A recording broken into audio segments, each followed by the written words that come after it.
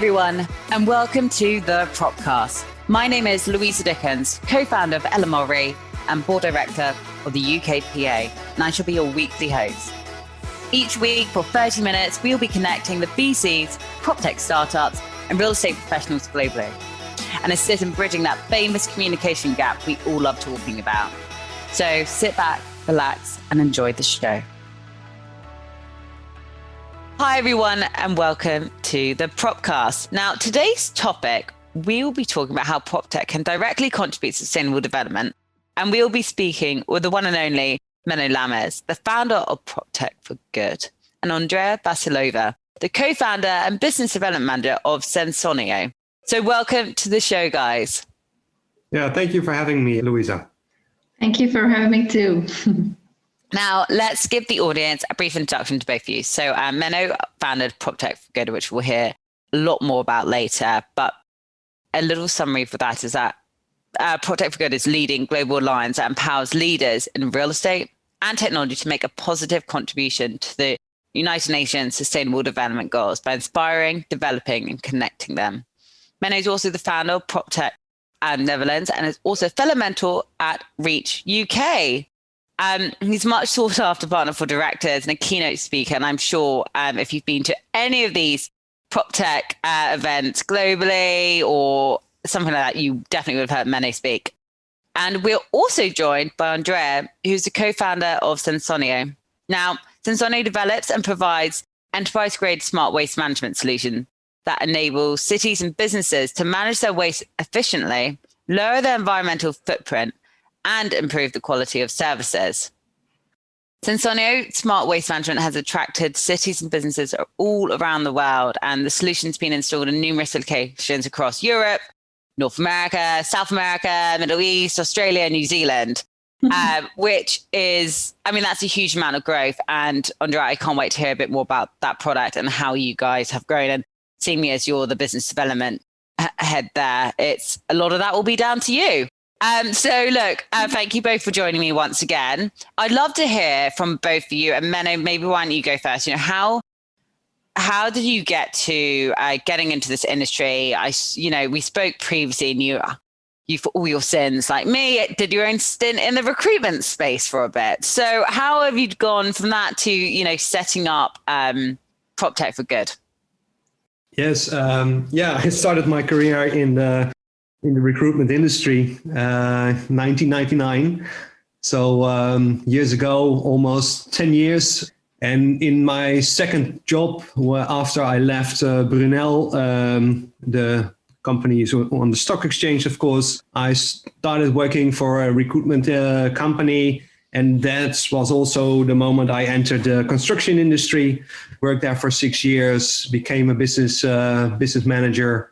And at that moment, I was also working for a network organization that was an additional role. I became chairman, and they were focused on innovation and change in the construction industry because we had a big fraud in the Netherlands years ago. So that was also where the seed was planted for innovation and change. So and afterwards. Worked for a non-profit organization. I started self-employed, and at a certain moment when I was working for Savills, I was a sparring partner of managing director. I was working on the project. How can we do property management 10 times faster, cheaper, and better? And at a certain moment, I dived into the UK market, and there I found the term of PropTech. I started with PropTech.nl. And the rest is history. And recently, April 22nd, so almost a year ago, I launched PropTech for Good. So that's how the story went. I love that. We'll be hearing a bit more about what PropTech for Good actually sort of does and the whole movement that surrounds it. But before that, Andrea, tell us a little bit more about you, because your background, which is super interesting for our listeners, is, PR, it's marketing, it's various other things. You come from a completely different sort of career pathway, and now you're a co-founder of Sensonio in waste management. So tell us a bit about your journey. Yeah, it's absolutely true. My working history is typically in the communications, digital communications mostly, also PR and marketing. And the thing is very simple. We co-founded the company Sensonio together with my husband, and his area of focus is IT. He studied automation and robotics, and he's very, very senior in terms of technology. And that's actually what we combine in the company, because like half of the people are really the geeks, the ones who are able to develop incredible innovations.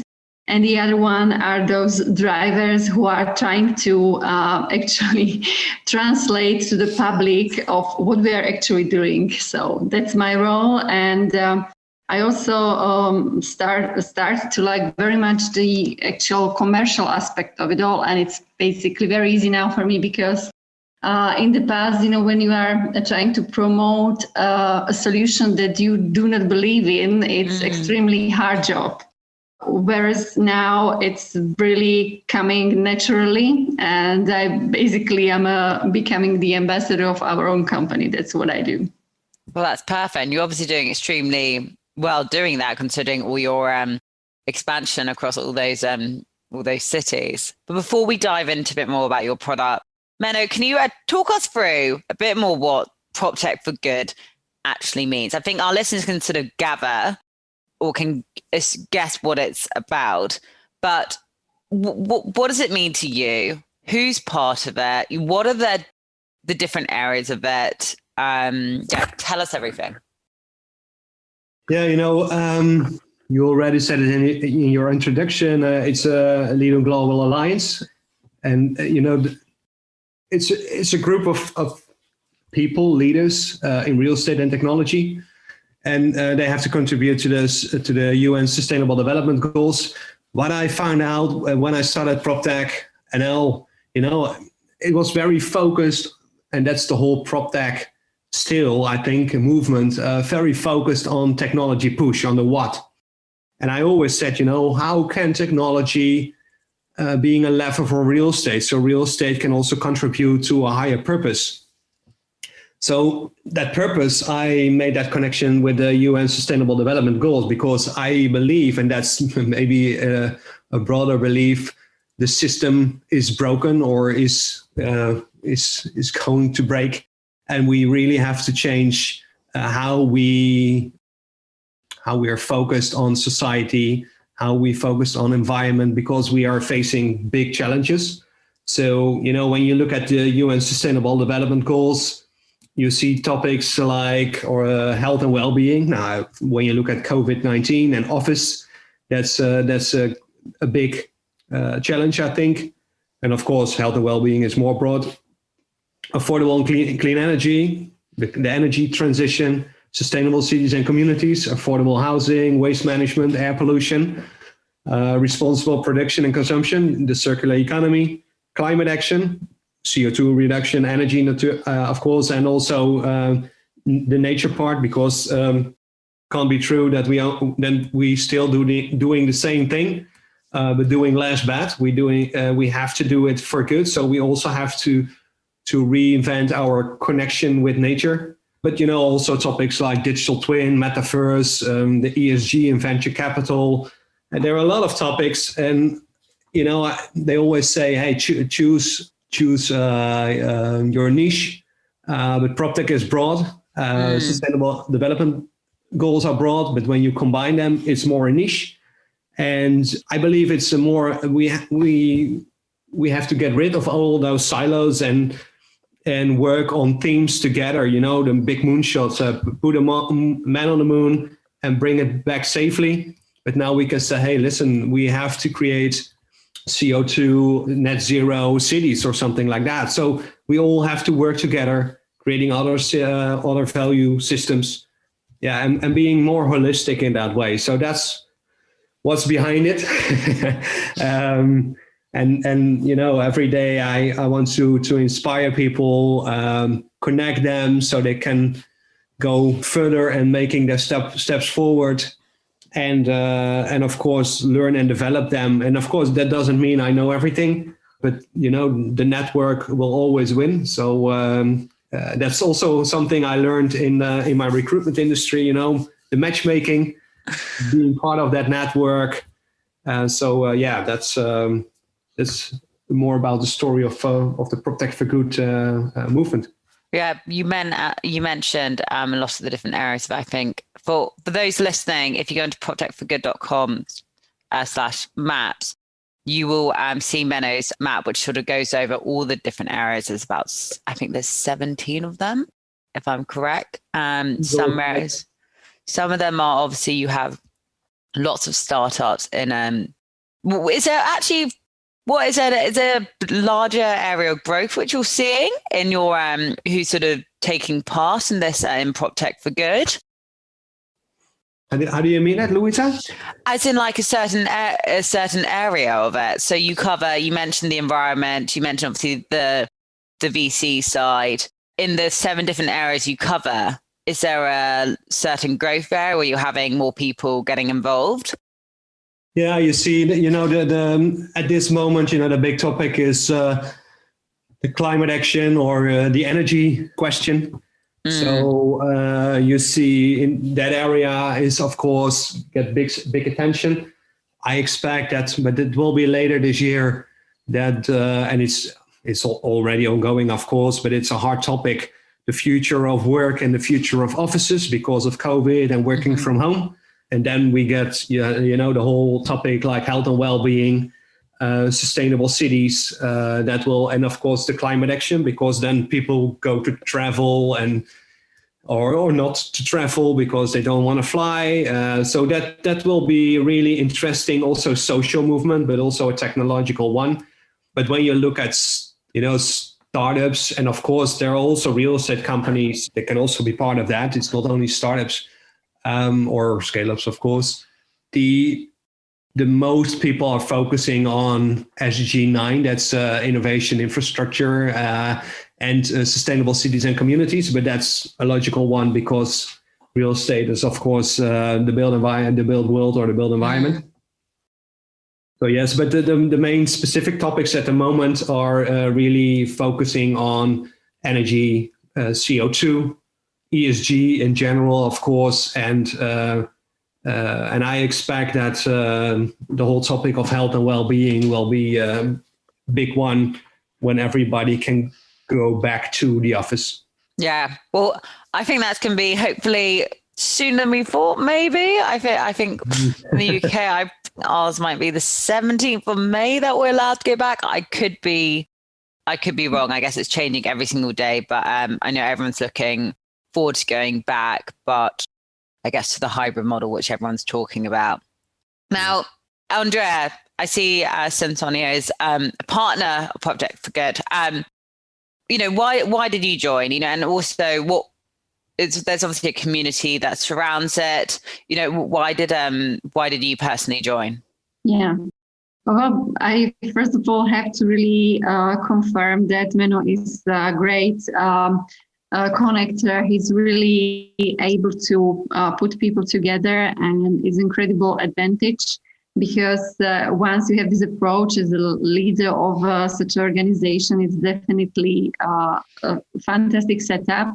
And I must say that the meetings he organizes for the members of PropTech for Good are extremely valuable. And the last one, which was mostly defined as a networking, without having any specific topic, turned out to be one of the best meetings I have been to in the last 3 months. Oh, wow. Because he managed to really connect people from different areas. We were able to speak about incredible innovations already running all around. And you immediately, instantly are able to get in touch with these people. So first of all, I would like to appreciate that. We met actually in Paris about 2.5 years ago, I think. And that was during the first finale of the European PropTech Startup Awards, which we managed to win as Senzonio. So that was the first time we met. And since then, we've been occasionally in touch.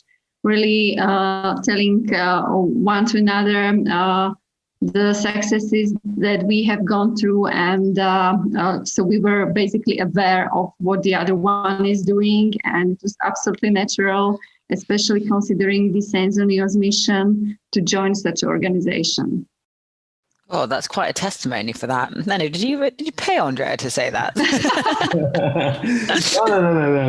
No. You know, and it's her words. I didn't tell her anything. You know, it's what she experienced. Yeah, I swear it's absolutely natural. Thank you. I'm only joking. I think it's so important that there are these communities, groups, associations where founders, startups, consultancies, because everyone that's involved in the movement, the space, can actually properly connect. And it's a exchange of information, especially when we've all been stuck at our houses trying to innovate and make some serious changes to the environment. And everyone wants to compare notes because there's, you know, it's so early for us at the moment. There's no right, wrong way to do it. So that's brilliant that you've created that that network. And God, the space of a year, Menno, that's insane.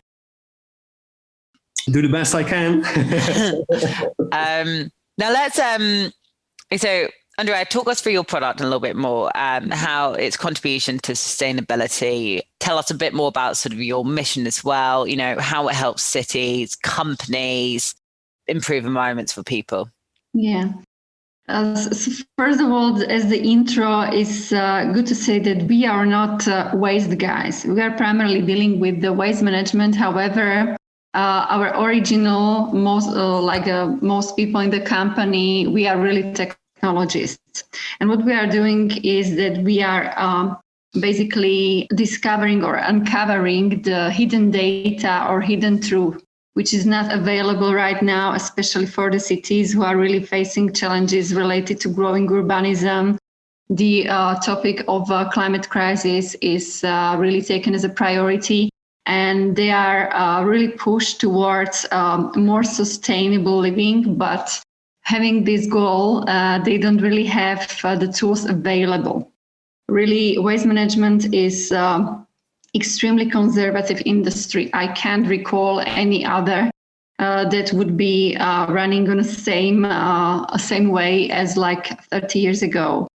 So what we are doing is really developing the tools, whether it's hardware or software or different type of analytical tools, which is basically able to transform the way they operate now to a digital way. And it's not like for the sake of the technology. The outcome is actually really the improvement in terms of operational efficiency, savings, really putting the emissions down. That's the impact of it all. I wouldn't really go into too much technology discussion. We are basically dealing with different type of ultrasound radar technology. We are combining it with Internet of Things, and basically the outcome for the city is that they can basically improve the quality of the service. They are able to cut about 60% of their collection routes, which is incredible for cities that are large and where several 100,000 people live. So this is really the transformation of the industry towards a digital one. And what was the first city you broke into?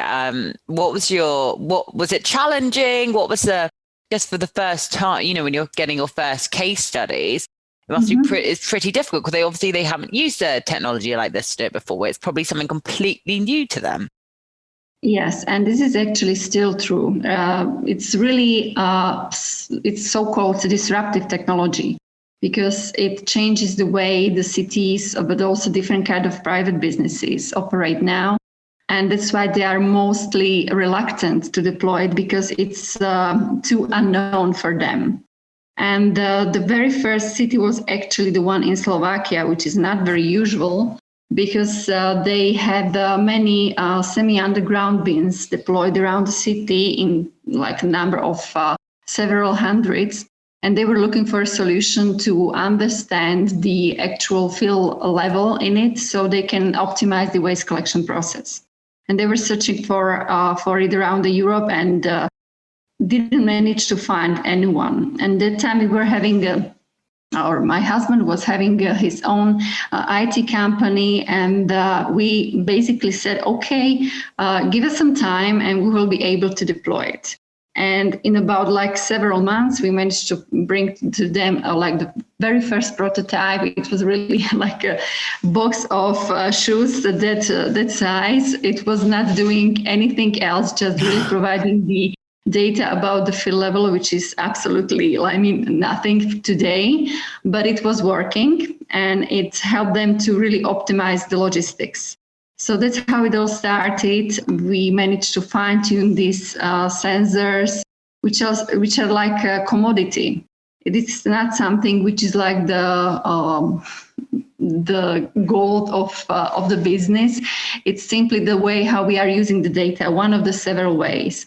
So this is how it all started. And once we managed to, get into the waste management industry, we realized it's the world where it is really a lack of efficiency and lack of transparency. There are no data.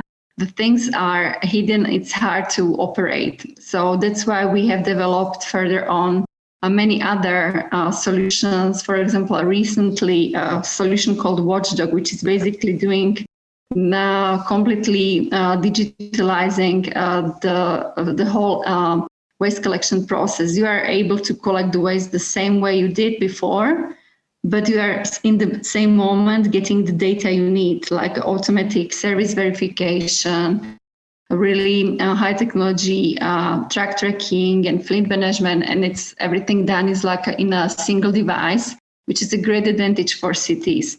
We are also looking for different type of models, how to motivate or incentivize citizens to produce less waste. So that's actually the challenge where we are.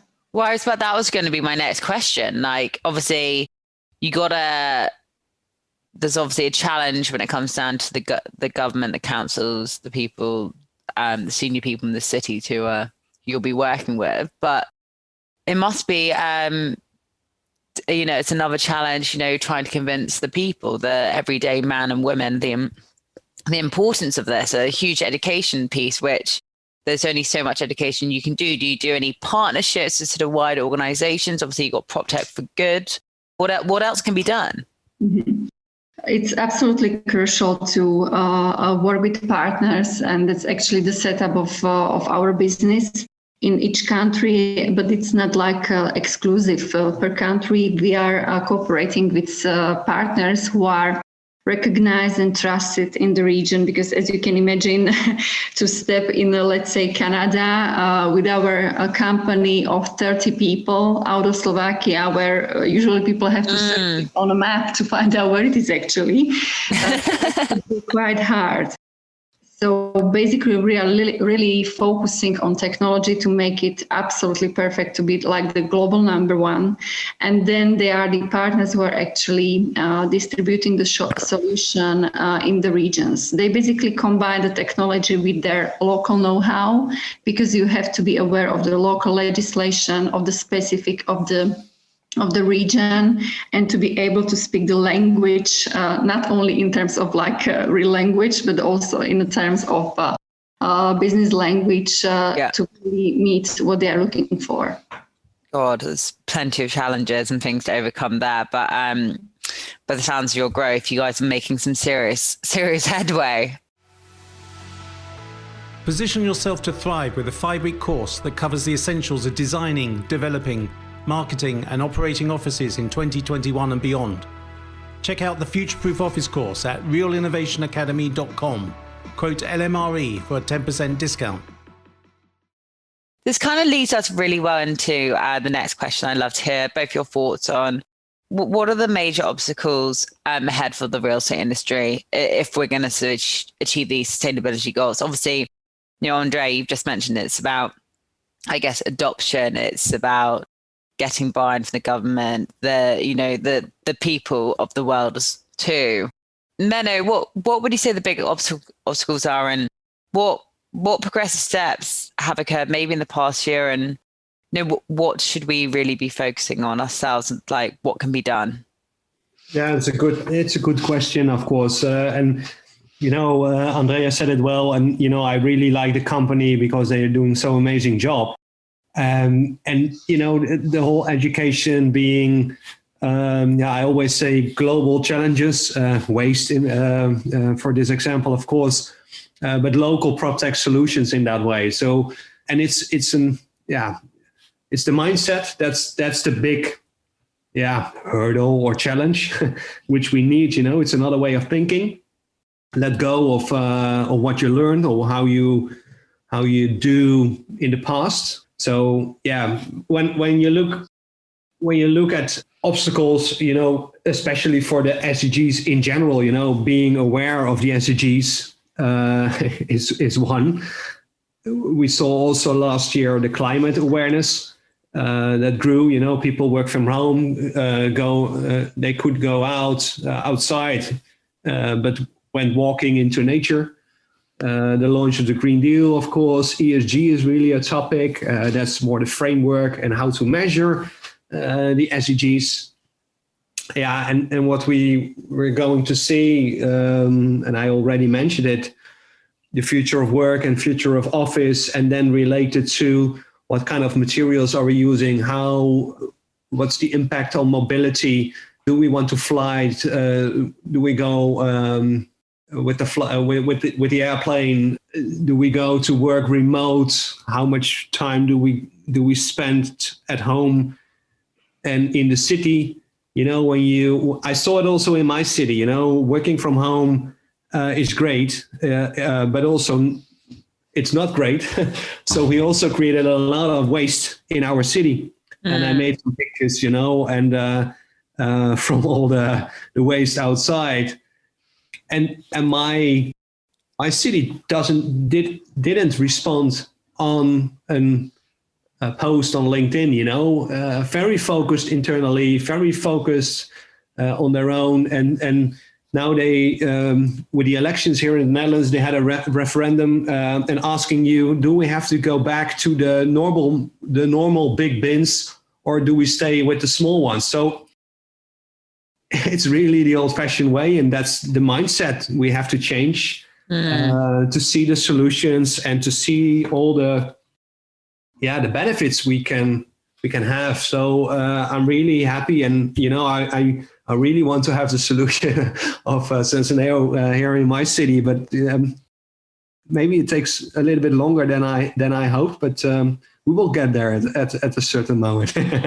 I think we definitely will get there. I think everything sadly takes a bit longer than we always hope for. Are there any other businesses part of your PropTech for Good that are really sort of innovating and helping us achieve the UN Sustainable Development Goals you would like to speak about? Yeah, one of the things, and it's really a topic which is new. It's not new because it's all it's from the Apollo 11. Houston, we got a problem, but the digital twin is really a big topic for the future. We have to explore. We also have to learn a lot, but I can imagine that we can connect, for example, the waste bins also to other IoT sensors, so we can make better and better solutions and positive impact. And technology. I also want to get rid a little bit of technology that's only digital, because nature is great technology. So I also have to advocate the nature technology. Learning from nature, like the termite belt. Everything is on the right temperature. So learning from nature and how to design a building, because of learning how the termites are using airflow to get the temperature on the right level. That kind of things I'm really looking forward to for the next years. It's already there, the biophilic movement, creating or building with nature. So it will be end-to-end, technology, digital, and nature. So that's my last topic I want to bring in from that perspective. And Andrea, you touched on a few things, but you mentioned the big obstacles. What progressive steps have you sort of seen in the real estate industry to help us achieve these goals? Yeah, I think actually we have noticed really big changes happening. I don't know whether it's actually somehow connected to the COVID crisis, because simply the conditions are different. People are working and maybe even thinking differently. So we have seen really a lot of action in the past years. Really, our company was founded in 2017, and since then the deployment, the actual availability of the new technologies has grown incredibly, and so the awareness. Really, like the real world, the people working out there, it takes some time for them to adopt these things.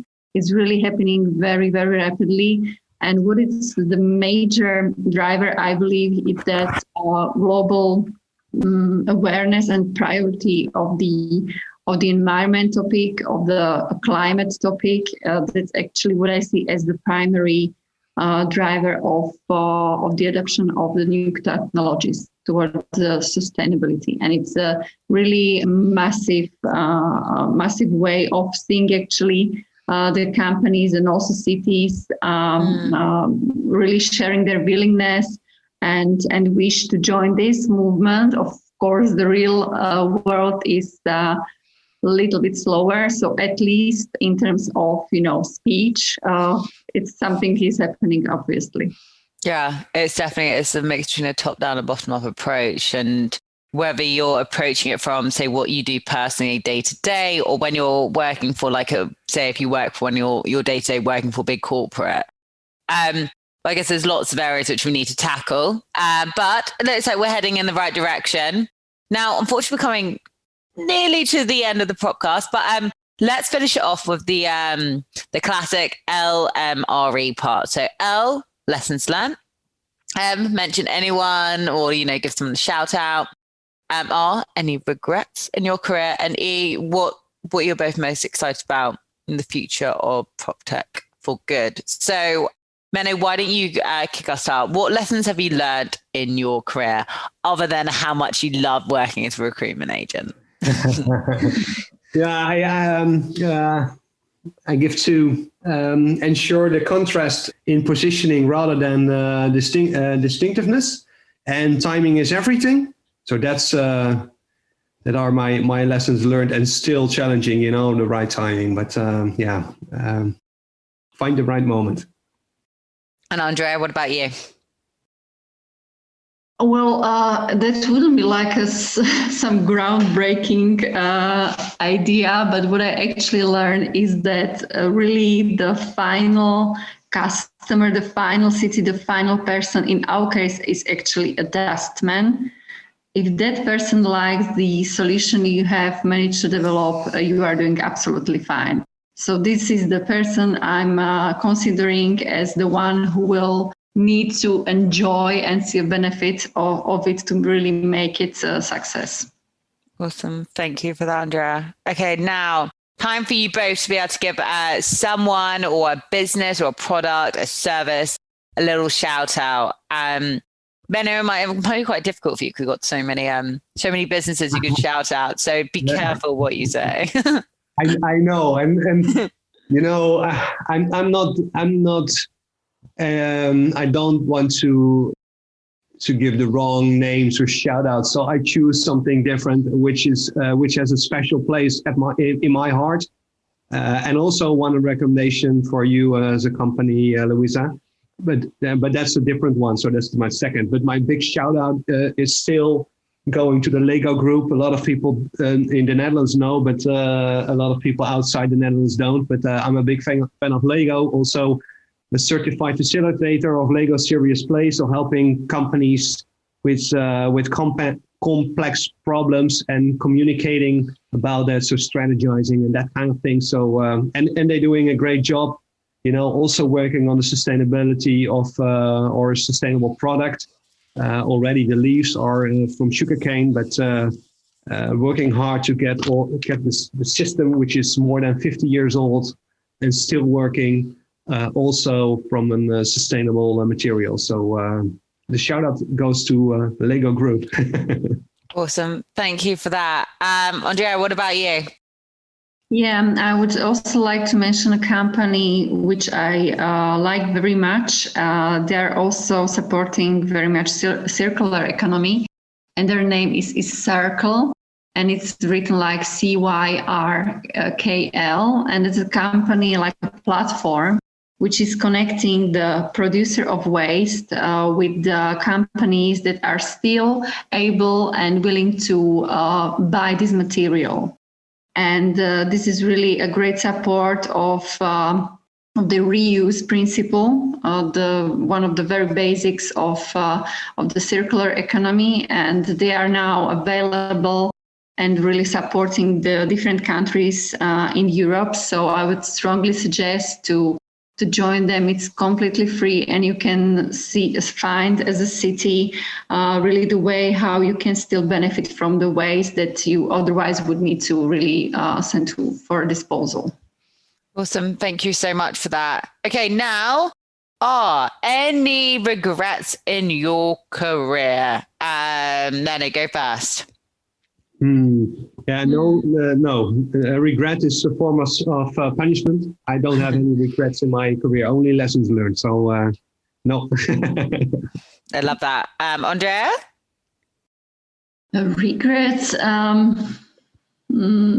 also somehow, I'm not able to recall like something which was like, if I did it differently, it would be completely different. I don't really think so. Maybe it's like also some kind of a lesson learned is to really not to hesitate too much with the decisions that are inevitable. It will happen anyway. So once you have it in mind that this is something that should happen, make it happen now. And the final question for you both. So E, what are you both most excited about the future of PropTech? And also everyone listening, we were all discussing before we went on the podcast about how we actually really don't like the word PropTech and how we should change it and that it's no longer being used as a buzzword. So we'd love to hear your thoughts about what is the new word for it? Is it built environment innovation? But before we do that, Menno, what are you most excited about for the future of real estate innovation? I have to say it, of course, with a wink. The future of PropTech will be PropTech for good. But no,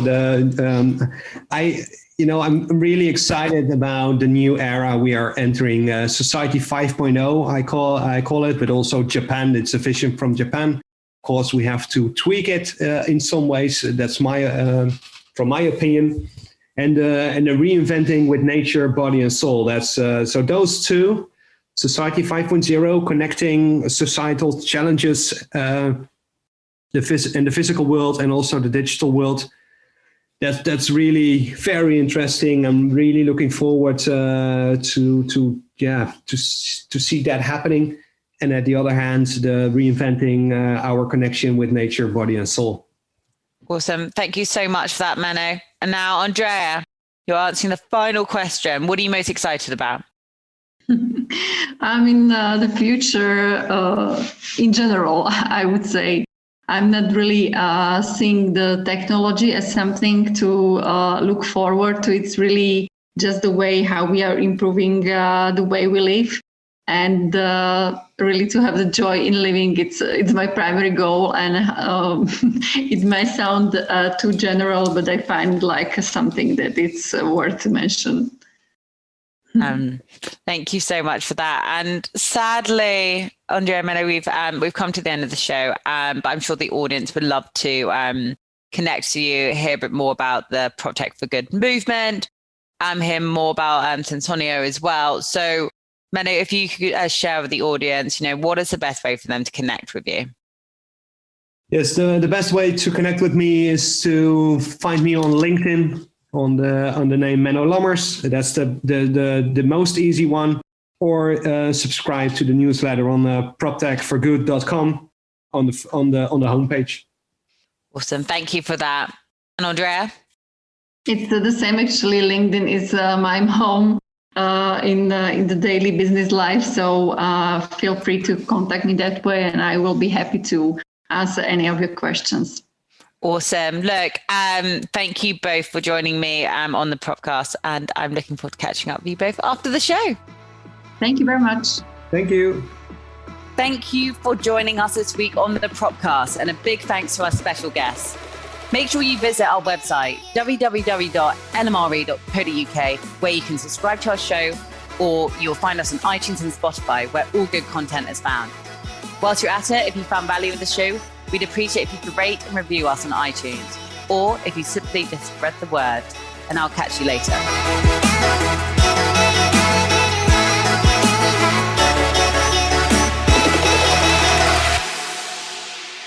Hi, this is Nelson from Property Quants. I'd like to invite you to join our Introduction to Data Science and Machine Learning for Real Estate seminar.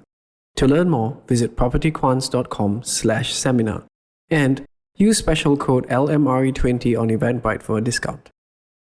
You're listening to a Podcast Company podcast.